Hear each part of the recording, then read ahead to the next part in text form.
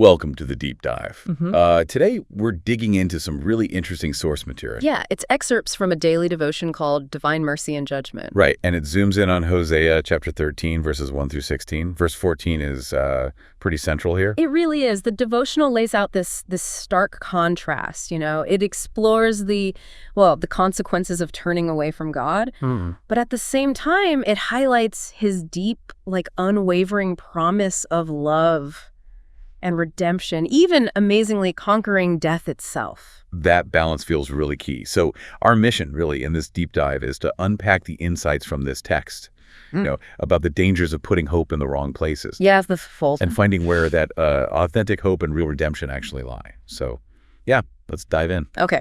So the source starts by zeroing in on that ancient problem, idolatry. Right. Specifically how Israel started trusting in, things other than God.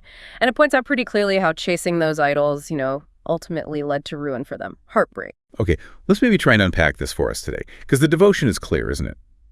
Those ancient idols, they might seem kind of distant. Sure, yeah, like statues or something. Exactly. But the principle, the devotion says it's still totally relevant when we put our deepest trust, our hope in things like, money maybe. Right. Or chasing approval. Or even just comfort, right? Yeah. Constant personal comfort. Yeah, all those things the world promises will satisfy. The source says they can feel huge in the moment, but they're just fundamentally unable to give us what we really need deep down. Mm-hmm. They just can't fill that core longing or rescue us when things get really tough. That's really the crucial point the devotion makes. It highlights the emptiness these substitutes offer in the end. They're finite, they're fragile. Right. They just can't provide that, infinite, secure peace and meaning that the source connects only to God. So it poses a challenge. It really does. It kind of pushes us to ask, what are those things in our lives, maybe subtly, that we're letting take God's place? And it doesn't just point out the problem. It suggests actually asking for insight to see them. And then, taking steps to remove those distractions, the things pulling us away. So it moves from diagnosing it, the futility of looking elsewhere, to a practical step, clearing things out. But the story in Hosea and the devotion's focus, it doesn't just stop at judgment or consequences. No, definitely not. And this is where it gets really interesting, I think. Exactly. This is the pivot. The source then shifts quite dramatically to God's incredible mercy. Yeah. Despite the really severe judgment described earlier in Hosea because of their actions, the devotion hammers home that God still promised redemption. He wasn't finished. Wow. The text specifically promises salvation from the power of death itself.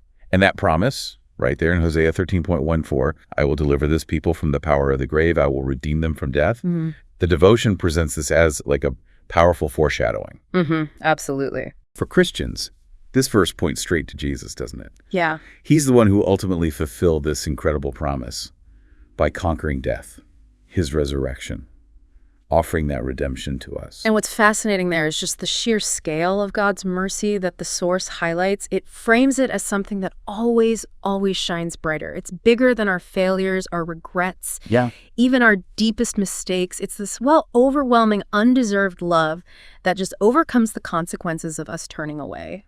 So thinking about the listener, what does all this mean for you practically? The source really brings it into daily life. Yeah.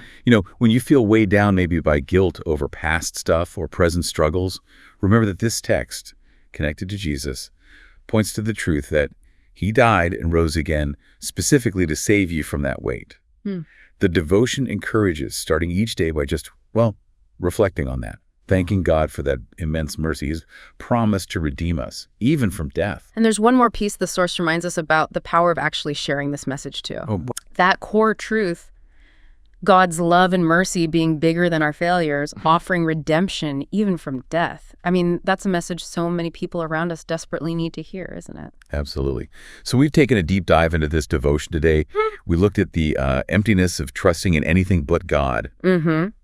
And then witnessed that just overwhelming promise of his mercy and redemption highlighted in Hosea and finding its ultimate fulfillment in Jesus. Yeah, and the one word the source distills it down to, it's just profoundly hopeful. Mercy. Mercy. God's mercy is always bigger than our failures. Always. Okay, so thinking about that call on the devotion, to identify and remove distractions that pull us away from God. Here's a final thought maybe for you to consider. Okay. In your daily life, When you're faced with all those countless things, the world's shouts will make you happy or secure. What does it practically look like? To actively, intentionally, cling to God alone. To really trust Him to be the source of true satisfaction and hope. Something to think about.